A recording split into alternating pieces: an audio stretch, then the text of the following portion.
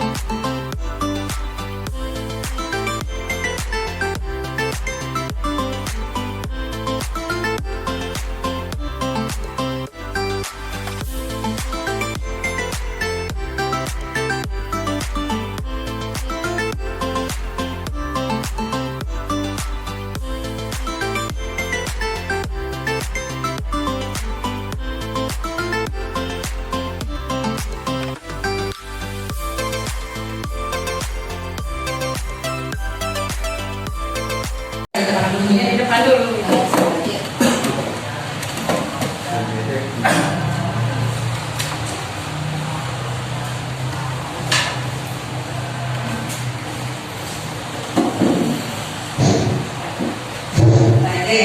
Assalamualaikum warahmatullahi wabarakatuh. Waalaikumsalam warahmatullahi wabarakatuh. Kepada yang terhormat Bapak SD 1 Kaligawe, kepada yang terhormat Bapak Ibu Dewan Guru SD 1 Kaligawe. Alhamdulillah, puji syukur kita panjatkan kehadirat Allah Subhanahu wa Ta'ala bahwa dengan izinnya lah kita hari ini diberikan kesehatan, keselamatan dan menghadiri acara yaitu yang akan dilaksanakan pada hari ini. Kegiatan hari ini yaitu adalah presentasi dari Bapak Kepala Sekolah kita dari CGP Kabupaten Cirebon Angkatan 11 untuk memaparkan aksi nyata diseminasi budaya positif. Salam dan salawat kita curahkan kepada junjungan besar Nabi Muhammad SAW beserta para keluarga, para sahabat, dan kepada kita sebagai umatnya sampai akhir zaman. Baiklah Bapak Ibu, untuk mempersingkat waktu kita dengarkan Bapak sekolah kita akan mempresentasikan aksi nyata diseminasi budaya positif. Baik, tanpa berlama-lama, silakan waktu dan tempat kami persilakan.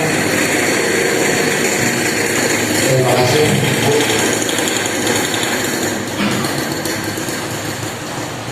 Assalamualaikum warahmatullahi wabarakatuh.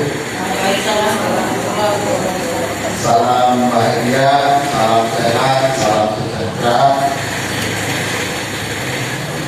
Puji syukur kehadirat Allah Subhanahu wa Ta'ala yang telah memberikan karunia kepada kita sehingga kita bisa berkumpul bersilaturahmi, bermuajahat dalam rangka aksi nyata saya, yaitu diseminasi budaya positif di SD Negeri 1 Kaligawe. Salawat dan salam semoga tetap terlimpah gerak kepada diri kita, kepada kita Nabi besar Muhammad SAW beserta keluarganya, para sahabatnya, dan kepada seluruh umatnya sampai akhir zaman.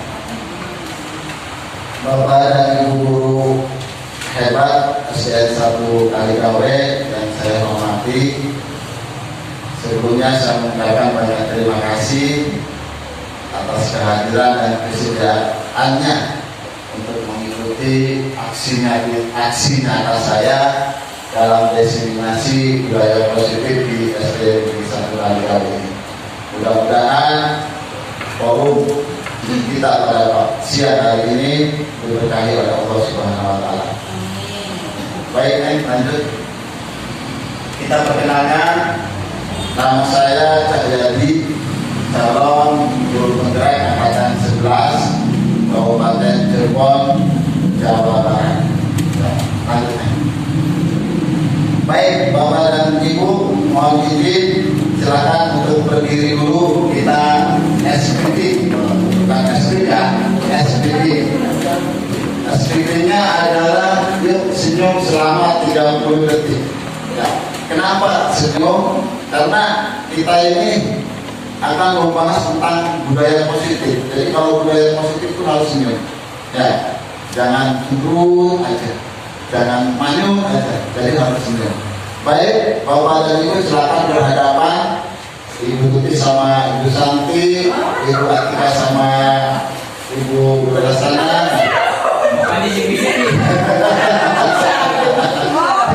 Silakan berhadapan. Karaman sama Ibu dengan apalah. Ya, oke. Sudah berhadapan semua. Silakan berhadapan sana. Bapak dan Ibu silakan berhadapan. Ibu Atika sama Ibu Berasana berhadapan. Nah, kalau sudah berhadapan silakan pandang wajah yang di hadapan Bapak dan Ibu berhadapan. Jangan bibirnya, mukanya wajahnya. Atau masih gimana? Balik tersenyum, sambil tersenyum. Lama-lama akan berubah sebenarnya tersenyum dan langsung senyum. Silakan waktunya ya. 30 detik. Siap. 1, 2, 3. Ya, senyum. Paksakan jawab, paksakan. Supaya aura positifnya keluar kepada Ibu. Supaya aura positifnya keluar. Oke, terima kasih. Terima kasih untuk semuanya.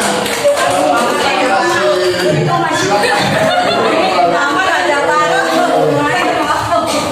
Bila gimana? Kata Pak Roman. Tatapan Pak Oman ini, aduh, lupa. Terima kasih. Baik, kita lanjutkan. Lanjutnya. Nah, Bapak dan Ibu, ya, kita sepakati forum ini ya. Kita kesepakatan bersama supaya forum yang kita lakukan pada hari ini bisa berjalan sesuai dengan keinginan kita. Yang pertama, nanti bisa ditambahin ya. Ini hanya memantik dari saya. Kesepakatan forum diseminasi. Yang pertama itu menghargai siapapun. Ya, jadi tidak boleh saling mencela dan sebagainya. Yang kedua, menjadi pendengar yang baik. Nah, barangkali ada lagi, silakan dari Bapak dan Ibu untuk kesepakatan kita pada forum siang pada forum hari ini. Nah, ada lagi? Ya? Ya. Dari Bu Ida, kesepakatannya yaitu yang menghargai siapapun menjadi pendengar yang baik. Nah, yang kedua itu adalah sebelum berpendapat angkat tangan terlebih dahulu. Oke, terima kasih tepuk tangan buat Bu Ida. Terima kasih. Tadi mau menambahkan? Iya Pak, cukup Pak. Cukup? Jangan apa ya. Baik, ya kalau cukup lanjutnya. Baik, Bapak dan Ibu, ya dalam diseminasi kali ini, ya itu tentang budaya positif. Ya. Ada 2 kata kunci. Yang pertama yaitu budaya dan yang kedua yaitu positif. Ya. Coba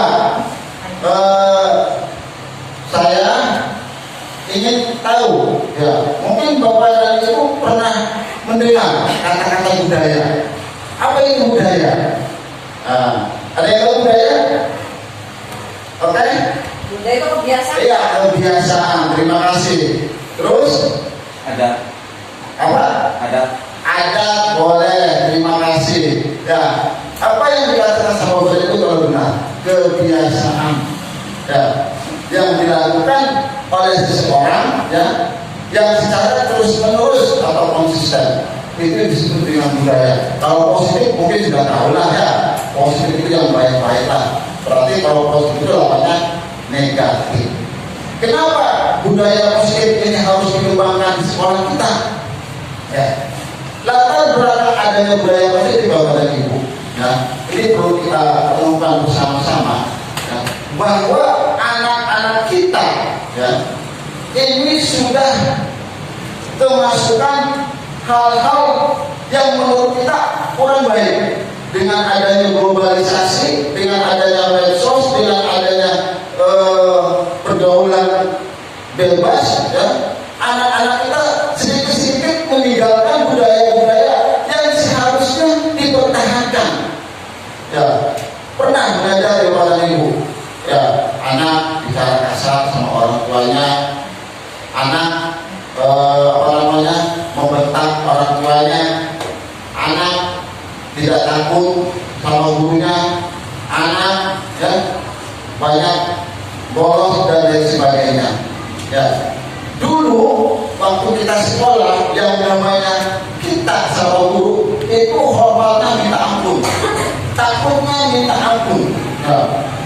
Tapi sekarang ya, karena budaya positif kita semakin terkikis dengan kebudayaan luar, ya, anak kita hari ini ya pergaulannya sudah kurang diperhatikan. Oleh sebab itu kami dari calon guru penggerak angkatan 11 mengangkat budaya positif untuk ya mengimplementasikan kepada anak kita bahwa budaya-budaya kita ini lebih berharga, lebih penting, lebih berkarakter ya dengan budaya luar. Baik, Bapak dan Ibu guru yang saya hormati dan hebat-hebat semuanya, seorang guru yang baik harus memiliki kemampuan dalam mewujudkan budaya positif di sekolah. Budaya positif tersebut dapat dijalankan dengan menerapkan konsep-konsep inti sebagai berikut. Yang pertama, ya, ini budaya positif ini akan bisa dijalankan ya sesuai dengan konsep-konsep yang ada di implementasi. Yang pertama yaitu disiplin positif. Ya. Disiplin positif, mungkin Bapak Ibu pernah mendengar ya. Apa itu disiplin? Berarti disiplin apa? Tepat waktu. Ada lagi? Apa lagi? Pernah mendengar disiplin? Apa itu? Ya, sama dengan tepat waktu. Baik, saya akan jabarkan disiplin positif ini ya adalah pendekatan yang mendekatkan pembelajaran dan pengajaran daripada hukuman. Ya, ini teori disiplin positif. Dan ini berfokus pada pengembangan kontrol diri, tanggung jawab dan kemampuan siswa untuk membuat keputusannya yang baik. Ya. Jadi sekali lagi budaya positif ya bisa dijalankan dan diterapkan dengan memperhatikan konsep-konsep sebagai berikut. Yang pertama disiplin positif, yang kedua motivasi perilaku manusia, yang ketiga keyakinan kelas, ya, yang keempat kebutuhan dasar manusia, yang kelima posisi kontrol restitusi, dan yang keenam segitiga prostitusi. Nah, ini budaya positif akan berjalan dan akan bisa diterapkan di sekolah kita ini. Ya. Selanjutnya, nah sekarang disiplin positif tadi apa yang dikatakan dulu kita buktikannya disiplin positif. Selanjutnya, nah disiplin positif ini merupakan suatu cara penerapan disiplin yang mengajarkan anak bertanggung jawab dan menumbuhkan kesadaran diri berdasarkan nilai-nilai kebajikan. Ya, maksudnya. Nah, disiplin positif ini lebih ke arah disiplin diri yang dapat mengontrol diri dalam melakukan segala tindakan.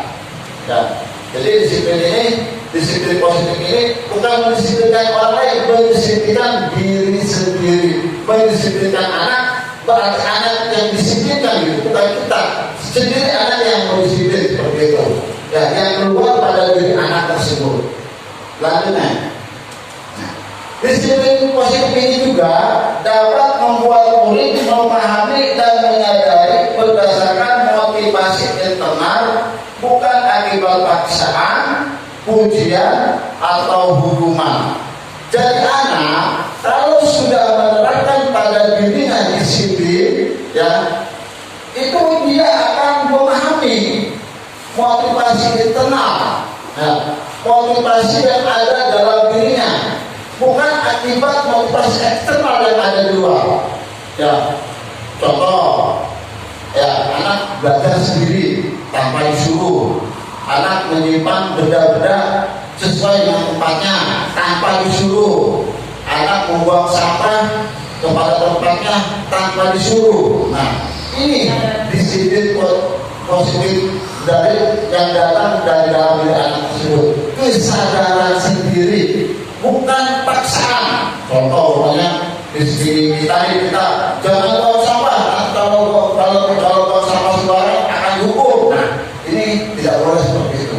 Ya, nah, atau pujian, ya, atau juga hukuman dan lain sebagainya. Jadi bukan seperti itu.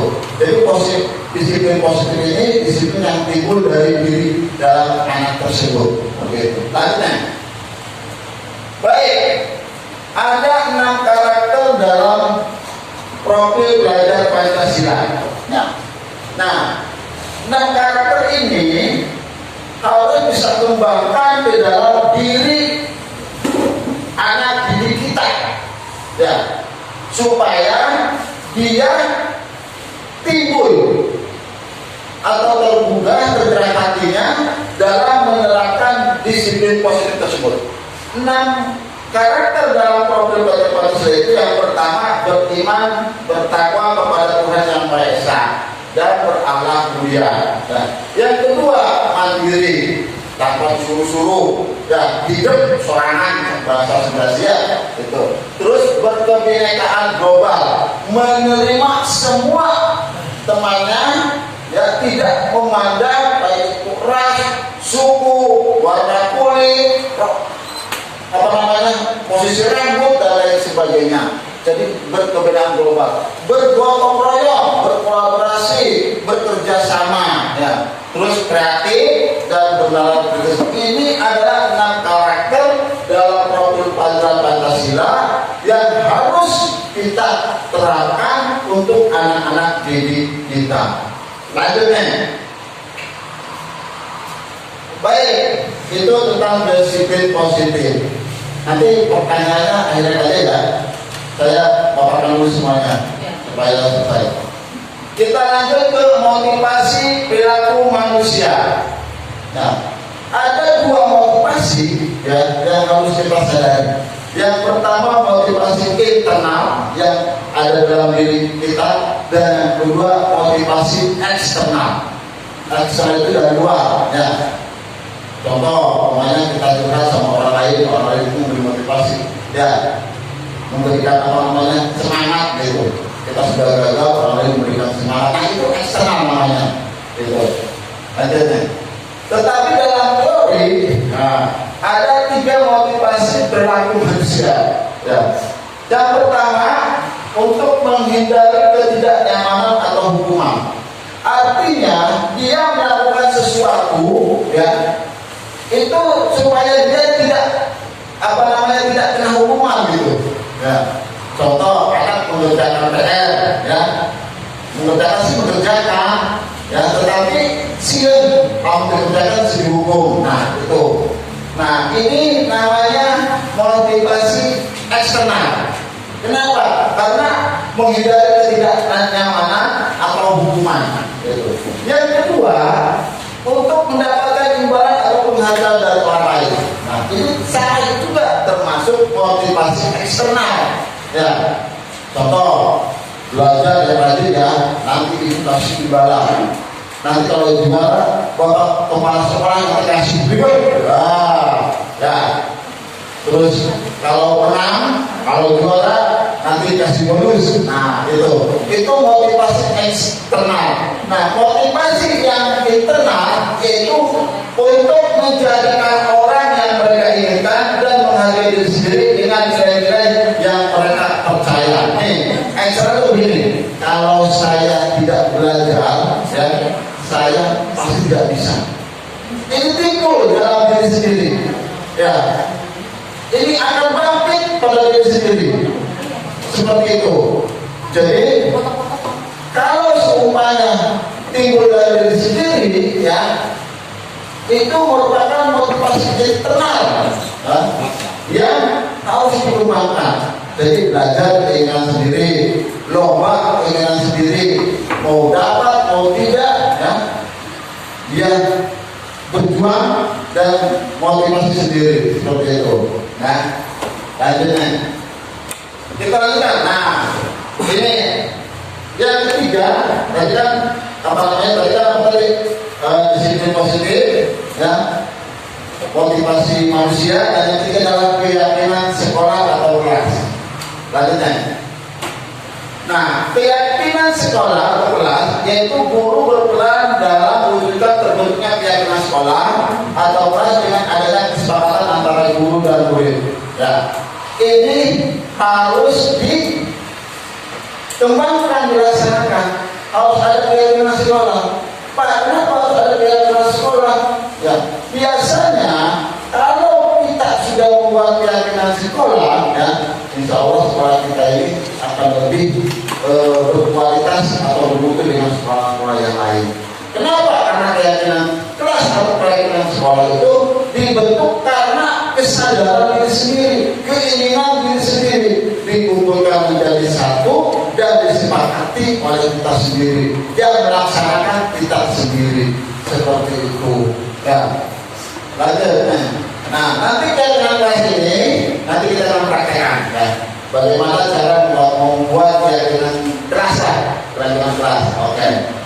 Keyakinan sekolah kelas berupa pernyataan-pernyataan universal yang mudah diingat dan dipahami dan harus diterapkan di lingkungan sekolah. Kalau kita sudah membuat keyakinan kelas atau keyakinan sekolah, ya, ini harus diterapkan di lingkungan kita, ya, seperti itu. Beda dengan peraturan atau tata tertib sekolah. Kalau tata tertib sekolah itu kan sekolah yang membuat. Nah, jadi ada kesepakatan antara guru murid, ya, sekolah yang membuat ini datangnya. Tetapi kalau keyakinan kelas, ya, itu yang membuat adalah guru dan murid. Ya, dijadikan suatu kesepakatan bersama dan dilaksanakan secara bersama. Itu, ya. Nah, kata-katanya itu yang umum, artinya yang mudah diingat dan dipahami, ya. Contoh, dan tidak menggunakan kata-kata yang bersifat negatif, ya. Contoh, kesepakatan kelas, contoh, jangan lari di kelas. Nah, jangan ini adalah kata negatif, ya. Yang diingat itu bukan tidak jangannya, larinya tuh. Ya, lebih baik jaga tata tertib, ya, nyaman di kelas, seperti itu, supaya anak ingat, ya, ya, tidak boleh makan di kelas, tidak boleh makan di kelas, tidak boleh ini negatif. Ya, yang ini itu makanya tidak boleh makan di kelas. Yang ini itu makanya bukan tidak bolehnya sama anak, seperti itu. Oleh sebab itu, ya, untuk membuat keyakinan kelas, ya, ini harus kata-kata yang mudah diingat dan dipahami supaya bisa diterapkan di dalam kelasnya masing-masing. Ya, mudah-mudahan nanti, ya, setelah Bapak menyampaikan seperti ini, Bapak dan Ibu guru bisa menerapkan di kelasnya masing-masing. Lanjut. Nah, ini contoh. Ini contoh keyakinan kelas, ya. Contoh keyakinan kelas. Nah, setiap anggota kelas perlu belajar, senang, melakukan tugas, saling dihargai, merasa aman. Nah, rasa aman itu kan kalau negatifnya apa? Kalau merasa aman, negatifnya apa? Hah? Merasa aman, kita merasa aman itu rasanya. Kalau kata-kata negatifnya apa? Negatifnya. Ya, berarti jangan ribut. Jangan ribut. Janganlah buang. Ya, itu negatif itu kalau Bapak Ibu berkata jangan ribut. Ya, nah itu negatif. Yang diingat sama anak itu bukan jangannya, tapi ributnya. Walaupun Bapak Ibu ngomong beberapa kali jangan ribut, pasti anak tersebut akan ribut terus. Kenapa? Karena yang diingat itu ributnya. Ya, jadi lebih baik merasa aman gitu. Ya. Nah, nanti kalau kita sudah membuat yang keras, ya, Bapak dan Ibu ditempel di keras supaya mudah dilihat ya sama anak setiap hari. Ya. Oke, dilanjutnya. Kita splitting lagi. Kita splitting lagi, kita splitting lagi. Mau ini, Bapak dan Ibu silakan berdiri. Ibu, Bapak mau berdiri, kita splitting lagi. Tadi datanya sudah pegel semua ya, sudah pegel semua.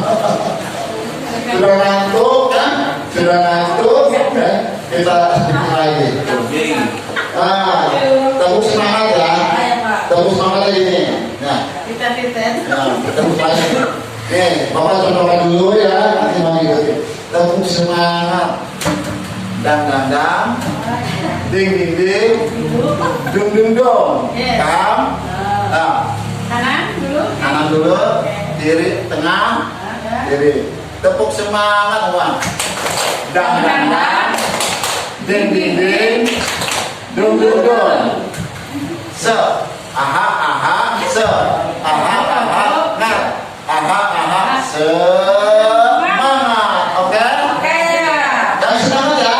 Kalau main Pak Eko, Pak Pandi yang semangat. Ya, supaya tidak kantor. Goyangnya harus ada. Ya, jangan Pak Eko. Jaga kita sama-sama. Tepuk semangat. Dang. Ding. Dung. Se.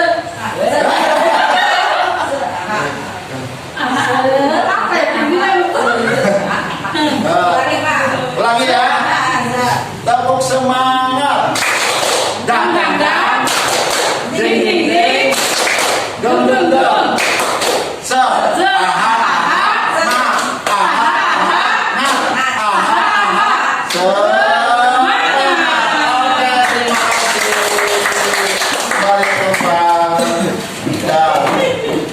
Semangat kembali ya. Semangat ya. Bapaknya mah terkeol tuh. Bapaknya tidak biol nanti kaya. Lanjut. Selanjutnya, kebutuhan dasar manusia. Setiap anak pasti punya kebutuhan dasar. Bukan anak saja, manusia yang ada di muka bumi ini. Apa itu kebutuhan dasar, Pak? Yuk, lanjutnya.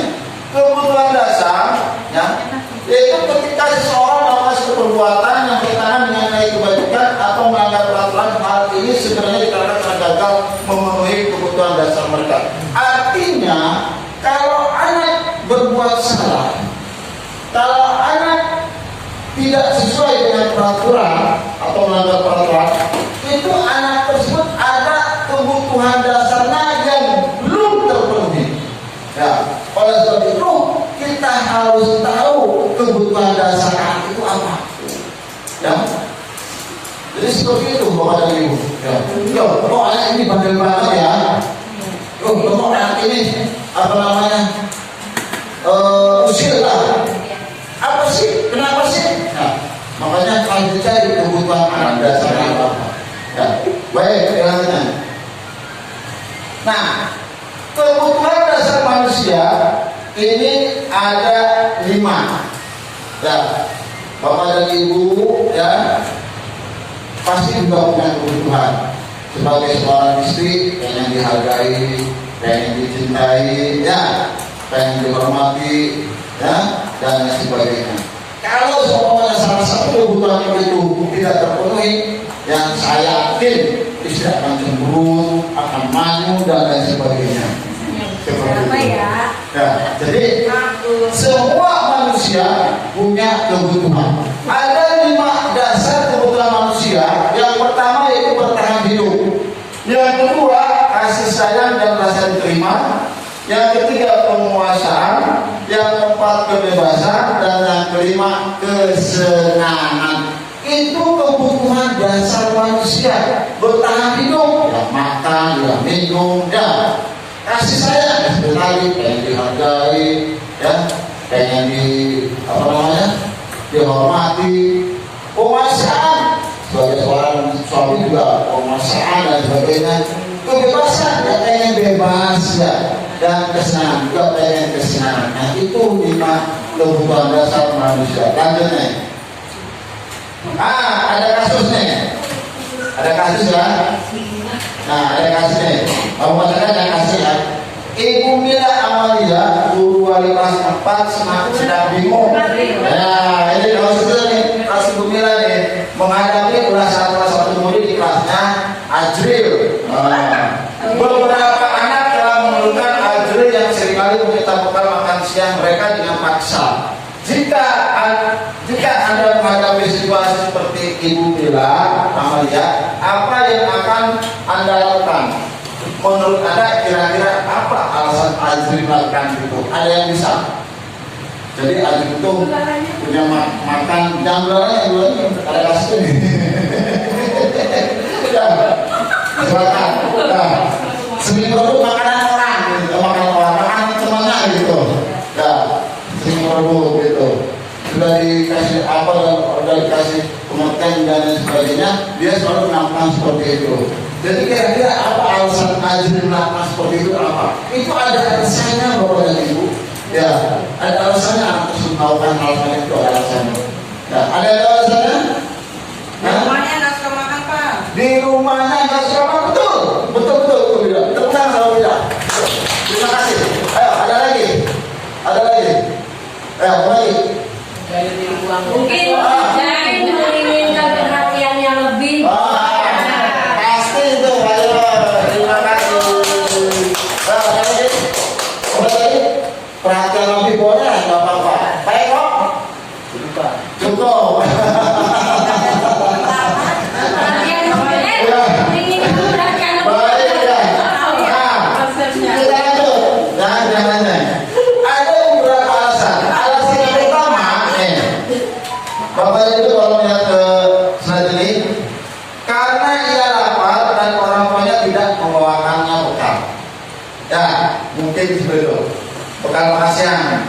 Maka kebutuhan dasar yang sedang berusaha dipenuhi oleh Tommy, oleh Ajril, maaf, adalah kebutuhan bertahan hidup. Ya, ini alasan yang pertama. Alasan yang kedua, coba dilanjut.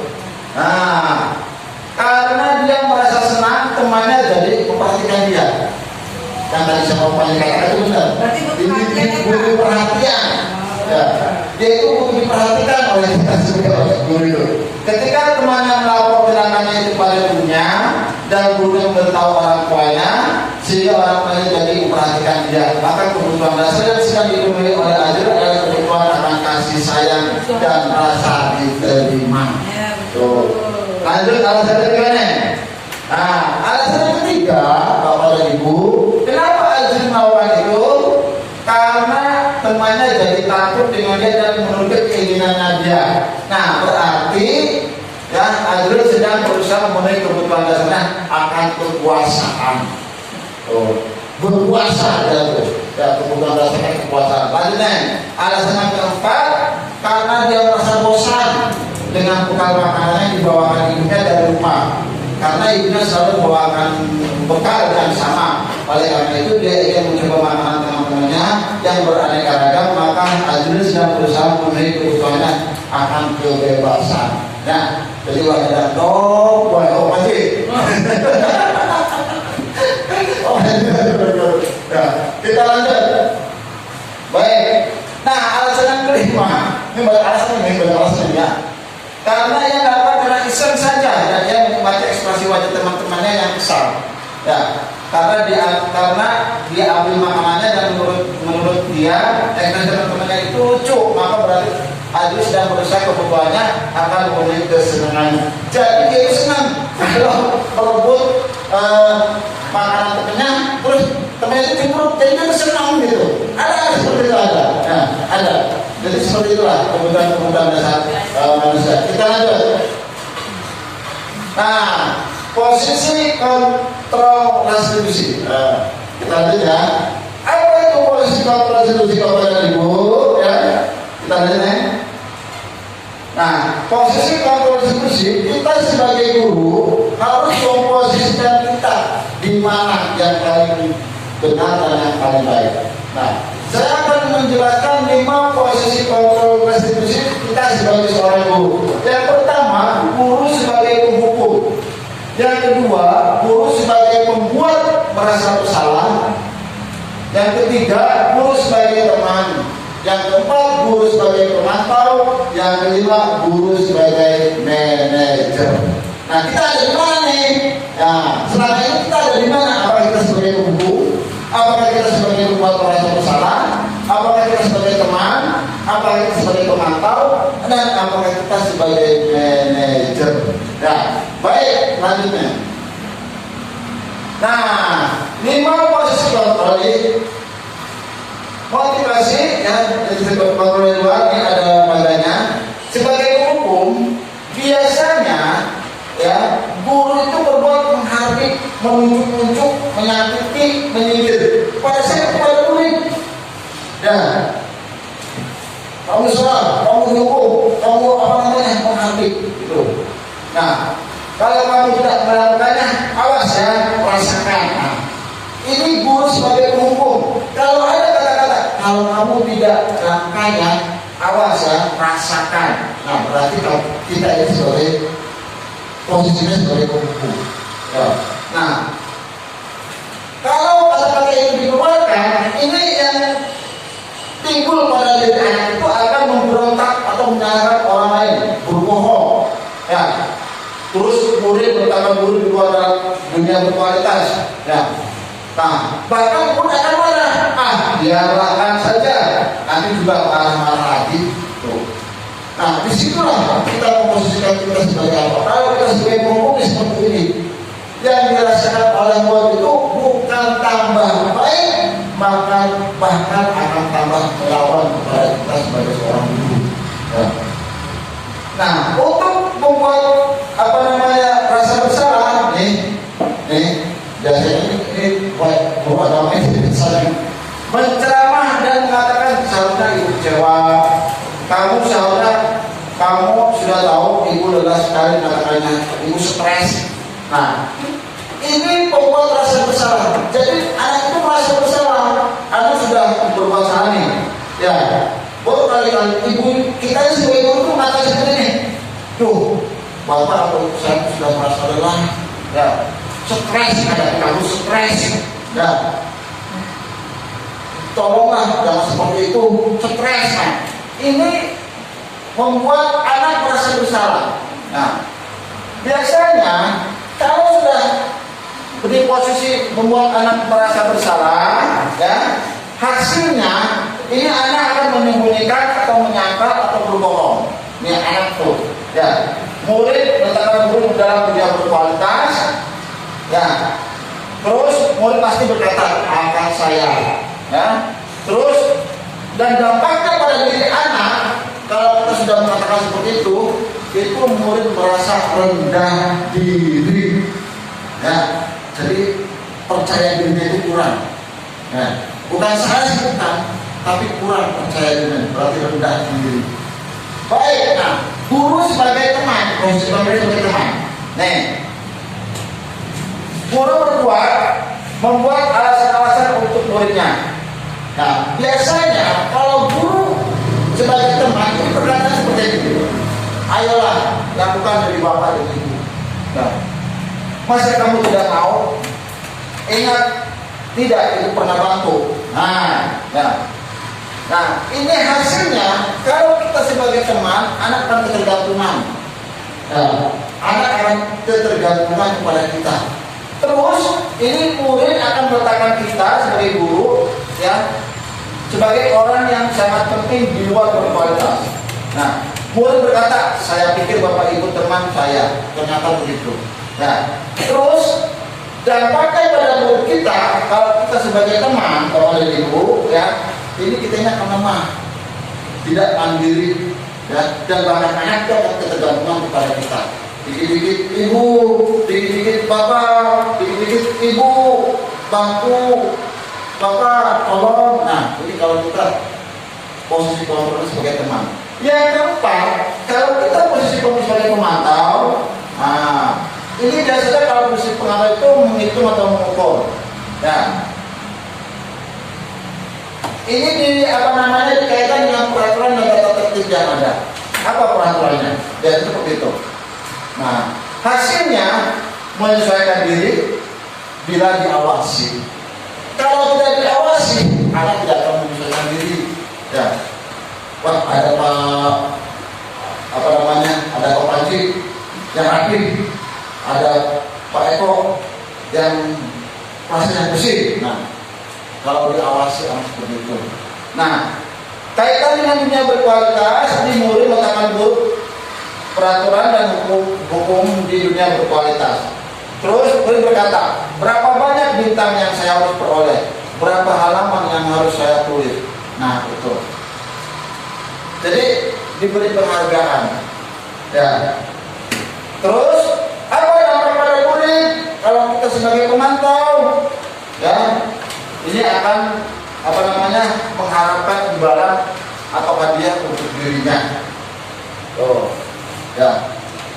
Nah, yang terakhir, kontrol diri sebagai 5 posisi kontrol sebagai manajer, ya. Itu biasanya bapak dan ibu itu mengajukan pertanyaan-pertanyaan. Apa yang kita yakini? Apa yang bisa kau kerjakan untuk memperbaiki masalah ini? Ya. Menguatkan pribadi, meletakkan dirinya sebagai individu yang positif dalam dunia berkualitas. Bagaimana caranya saya bisa memperbaiki keadaan, dan anak akan memperbaiki diri, bagaimana cara memperbaiki diri. Nah, jadi yang paling tepat kita sebagai seorang guru, ya bapak ibu, dari 5 posisi kontrol ini kita harus sebagai manajer. Ya. Bukan ini bukan peran baik, tapi yang paling adalah manajer. Artinya kalau ada permasalahan dengan murid, kita harus sebagai manajer menanyakan, ya, kepada murid apa masalahnya, ya, dan dia pun sendiri yang mencari solusinya. Seperti itu. Dilanjut. Nah, posisi kontrol institusi, di antara 5 posisi kontrol tersebut, sebaiknya seorang guru menggunakan posisi kontrol sebagai manajer. Nah, dan jelasnya kita sebagai seorang guru sebagai manajer, bukan orang sekolah saja, guru juga sebagai seorang manajer. Dilanjutnya.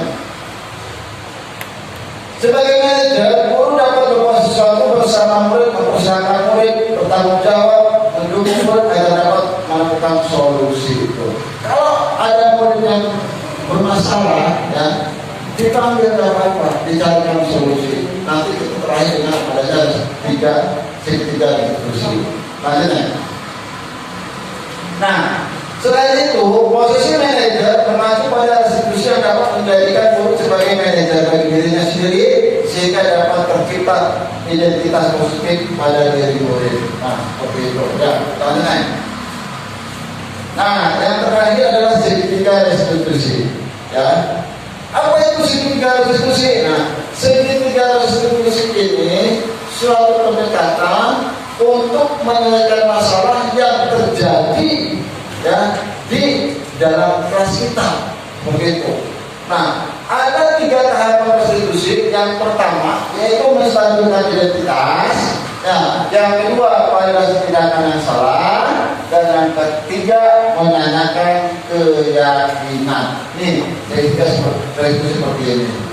Apa itu menstabilkan identitas? Dilanjut. Menstabilkan identitas ini dilakukan berdasarkan prinsip bahwa membuat kesalahan adalah bagian dari proses pembelajaran yang nantinya akan menggeser identitas gagal ke arah identitas sukses. siswa kita yang merasa berbuat kesalahan, ya jangan disalah-salahkan. Ya, kamu salah, kamu nggak benar, kamu dan yang sebagainya. Tidak, ya. Artinya kita harus ada menstabilkan identitas. Ya, kenapa kamu berbuat itu? Ya. Apakah perbuatan yang kamu lakukan itu baik? Apakah perbuatan yang kamu lakukan itu benar? Nah, biar anak yang menjawab sendiri seperti itu. Nah, kita lanjutkan. Pak, lanjutkan dengan menstabilkan identitas. Nah, berbuat salah itu hal yang manusia, tidak ada manusia yang sempurna. Kita pasti bisa menyelesaikan masalah ini. Bapak Ibu tidak tertarik untuk mengatur siapa yang benar dan yang salah. Bapak Ibu tertarik untuk menyelesaikan masalah. Kalau kamu menyalahkan dirimu sendiri, terus apakah kamu bersikap baik pada dirimu sendiri? Artinya nih, ini salah satu pertanyaan dari menstabilkan identitas. Biasanya identitas timbul Bapak Ibu seperti ini. Udah, tidak ada manusia yang tidak bersalah. Ya, tidak ada manusia yang sempurna. Ya, Bapak panggil kamu di sini, ya tidak menyalahkan siapa-siapa. Ya, dicarikan solusinya sendiri oleh murid tersebut. Kalau murid aja bicara seperti itu senang. Ya, seperti itu. Dilanjutkan. Baik, validasi tindakan salah. Yang kedua, validasi tindakan salah ini dilakukan berdasarkan prinsip bahwa setiap perilaku berupaya memenuhi suatu kebutuhan tertentu, sehingga guru atau orang tua akan bergeser dari pemikiran stimulus respon menjadi proaktif serta akan lebih mengenai dan mengakui kebutuhan murid atau anak. Ya, dan biasanya kata yang dilontarkan sama bapak dan ibu guru, kamu pasti punya alasan mengapa kamu melakukannya. Ini biasanya nih, ya, validasi tindakan salah seperti itu. Alasan apa kamu berbuat seperti itu? Apa yang penting bagi kamu kalau kamu melakukan itu? Ya, kamu boleh tetap berusaha dari sikap itu, tapi tambahkan sikap yang lain yang baru. Maukah kamu belajar cara lain untuk mendapat yang kamu butuhkan tanpa harus memukul? Memang seperti itu. Ya, jadi validasi tindakan salah seperti itu bapak dan ibu guru. Kita lanjutkan. Nah, menanyakan keyakinan. Kalau kita sudah menstabilkan identitas, memfasilitasi tindakan yang salah, baru kita menanyakan keyakinan. Nah, menanyakan keyakinan ini harus ya dikolaborasikan atau disamakan dengan keyakinan kelas yang kita buat. Gitu, ya.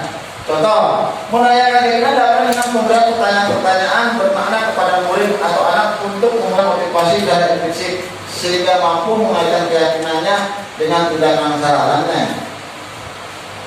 Nah, biasanya nih menanyakan keyakinan ini bapak dan ibu bisa berkata seperti ini.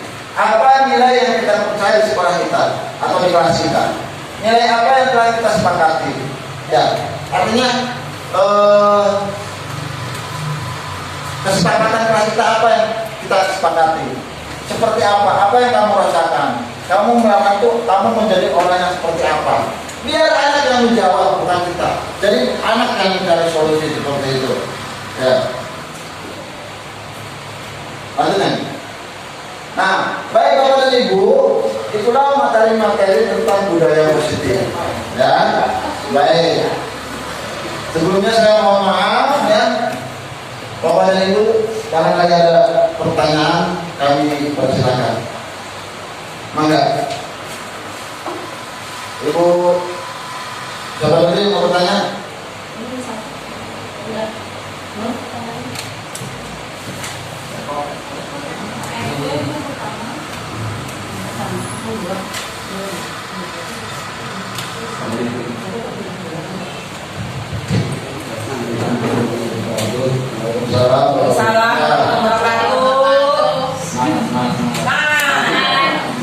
Pak, saya mau nanya hal yang paling penting dari membangun budaya positif dan lingkungan yang baik di sekolah adalah peran guru di sekolah, lalu apa yang sebaiknya dilakukan oleh kita sebagai seorang guru agar dalam membangun budaya positif di sekolah anak-anak tetap merasa nyaman. Terima kasih. Baik, terima kasih Pak Eko. Oke, Pak Eko, terima kasih. Ya, pertanyaannya sangat bagus sekali dan luar biasa. Hal yang penting dari membangun budaya positif ya, dan ekonomi baik di sekolah adalah peran guru di sekolah. Lalu apa yang sebenarnya dilakukan oleh kita sebagai seorang guru dalam membangun budaya positif di sekolah agar anak kita tetap merasa nyaman. Baik, perlu diketahui oleh ibu, sebagai seorang guru ada beberapa langkah yang bisa kita lakukan untuk membangun budaya positif di sekolah kita. Ya. Apa itu? Ya. Dan perlu kita cermati sebelum langkah tersebut Bapak sebutkan. Kita sebagai seorang guru adalah sebagai panutan, ya, panutan bagi siswa. Kita sebagai seorang guru harus menunjukkan sifat yang positif. Ya. Kita yang dulu. Ya. Sebelum ke siswa kita yang dulu, kita harus menunjukkan sikap yang positif. Apakah kita sabar? Apakah kita empati? Apakah kita hormat sama orang lain? Kita yang dulu. Ya. Bagaimana mungkin ya seorang anak atau anak didik kita akan menuruti kita kalau kita tidak mempunyai sifat positif tersebut? Ya. Pasti anak tersebut akan menuruti yang apa kita lakukan seperti itu. Langkah-langkah untuk menciptakan ya, yang pertama menciptakan lingkungan yang aman dan inklusif. Artinya kita sebagai seorang guru ya harus memberikan kenyamanan dalam kegiatan pembelajaran, ya, administrasi, pembuatan dan sebagainya. Ini harus dirancang sedemikian rupa agar anak bisa nyaman dan betah untuk belajar dengan kita. Ya. Yang kedua, membangun hubungan yang baik dengan siswa, ya, berkomunikasi yang baik. Ya. Jadi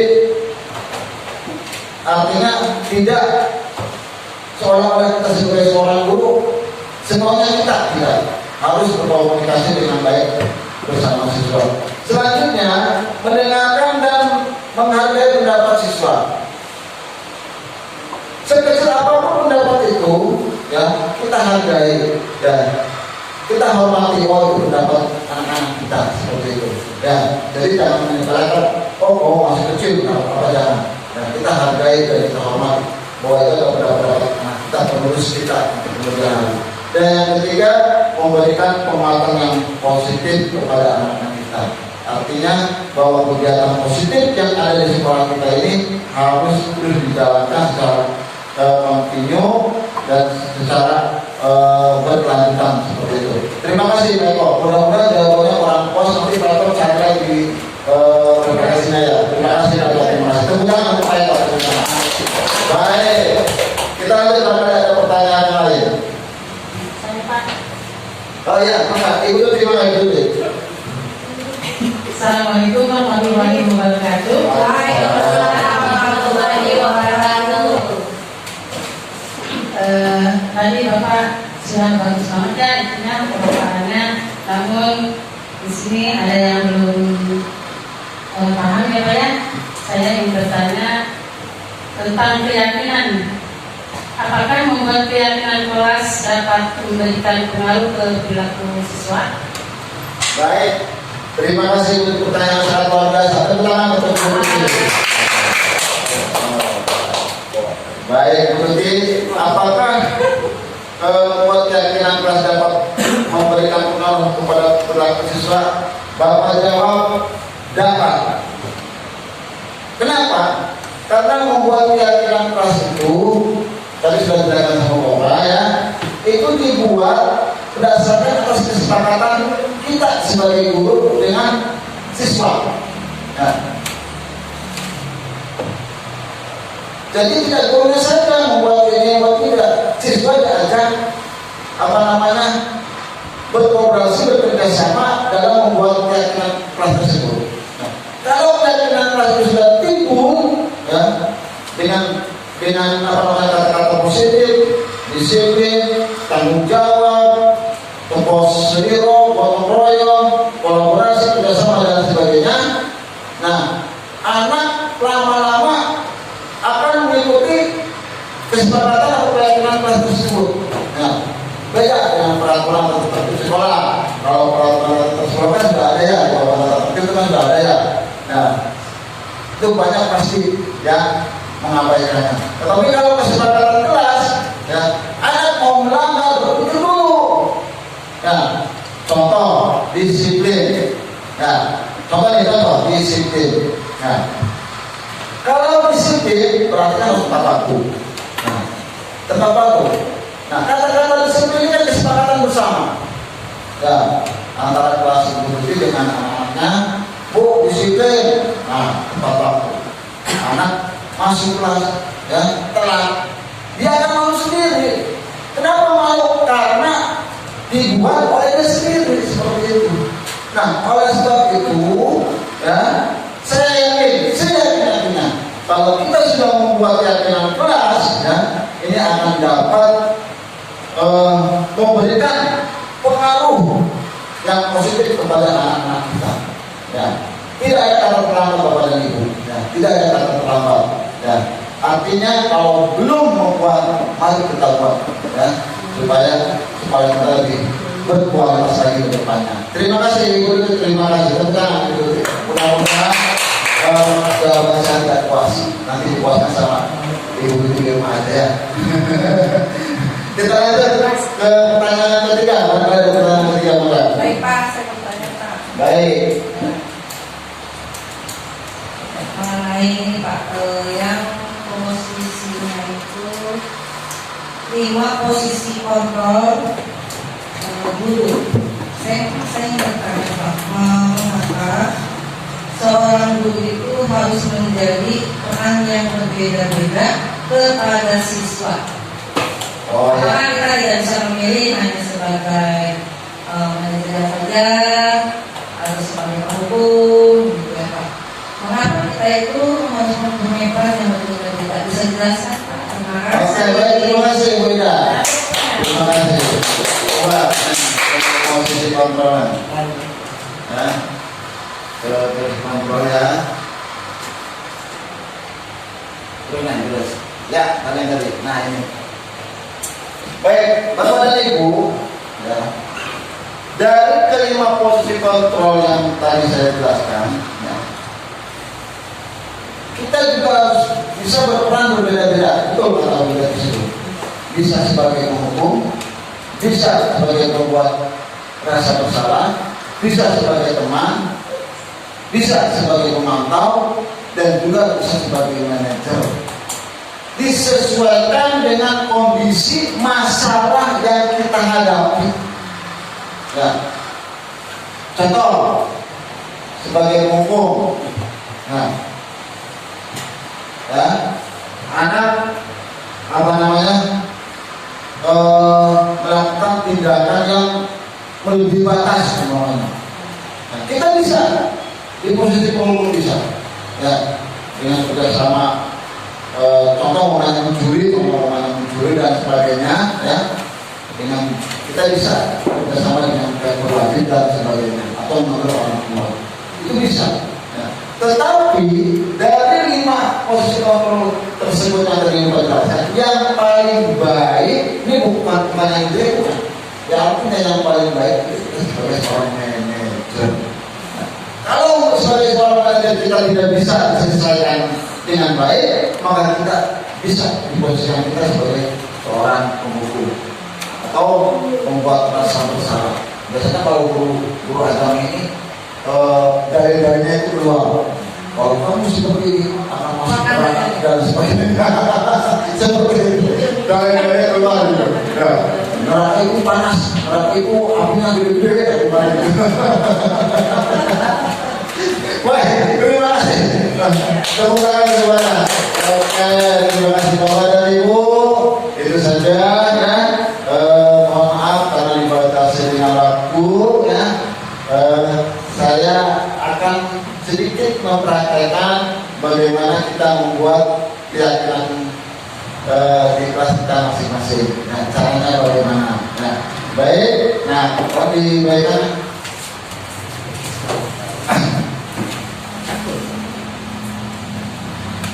ya, ini nanti sudah saya jelaskan bahwa buat keyakinan kelas ini antara guru atau wali kelas dengan murid ya, jangan guru saja atau murid saja ya, dan jadikan suatu kesepakatan dan supaya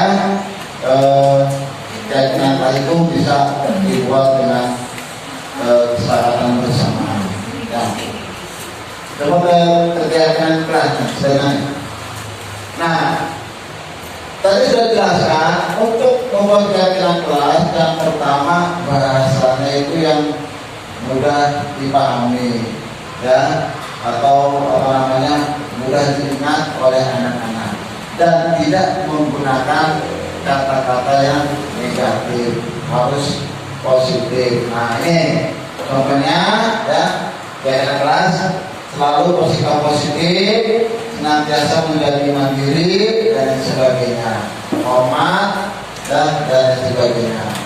Nah, Bapak kasih waktu dan ingat jangan menggunakan kata-kata yang negatif. Contoh, jangan berisik, nah, jangan ribut, nah, tidak boleh jangan. Ya, jangan itu yang dipakai. Jadi kata-kata yang positif yang mudah dipahami dan mudah diingat oleh anak didik kita. Silakan Bapak kasih waktu 3 menit aja ya, atau berapa ini?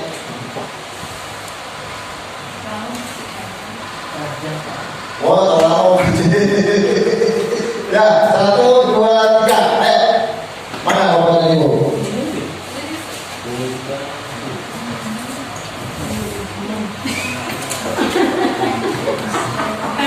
Sudah? Sudah Pak. Ya, kalau sudah mulai seleksi dulu saudara. Sekarang.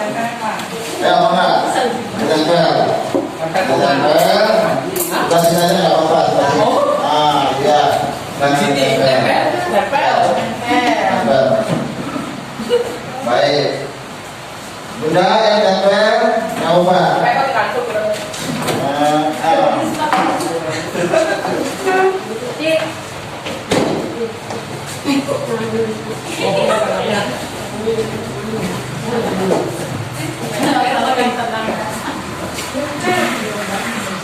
Sudah semuanya?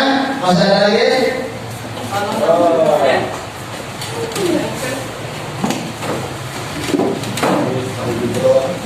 Nah, jadi nanti di kelas akan dikasih kertas. Ini namanya apa tadi? Sinop ya? Ya, dikasih. Terus yang menulisnya.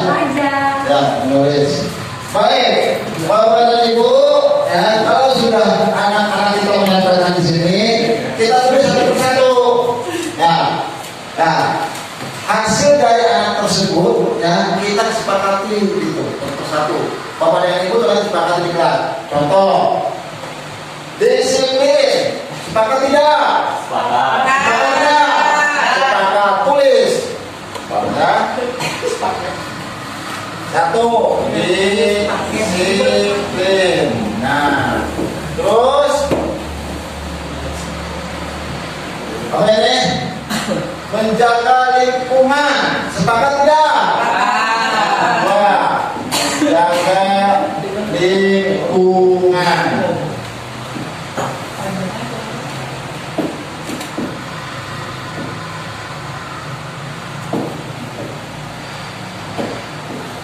Nah, terus dan terus. Nah, kalau sudah dipakati semua antara wali kelas dan anak-anak, ya, ditempel di figura atau bikin poster gitu, ya, di tembok yang mudah dilihat oleh anak-anak kita.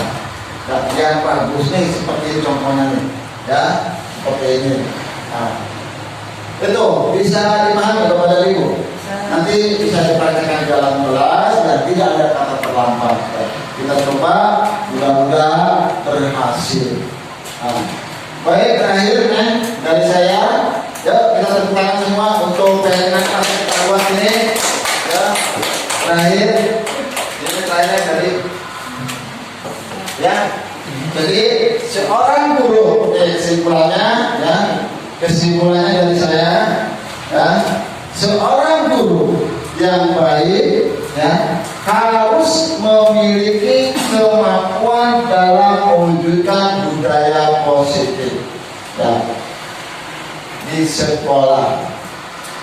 Budaya positif tersebut dapat dijalankan dengan menerapkan konsep-konsep inti yang saya jelaskan. Yang pertama, disiplin positif. Yang kedua, motivasi perilaku manusia. Yang ketiga, keyakinan sekolah atau kesepakatan kelas. Yang keempat, kebutuhan dasar manusia. Yang kelima, posisi kontrol restitusi. Dan yang keenam, segitiga restitusi.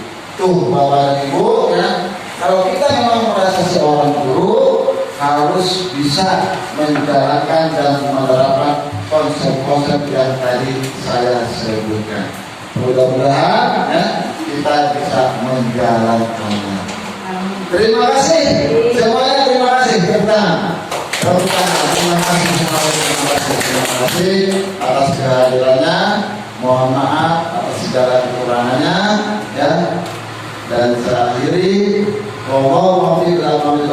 wassalamualaikum warahmatullahi wabarakatuh. Waalaikumsalam. Ya,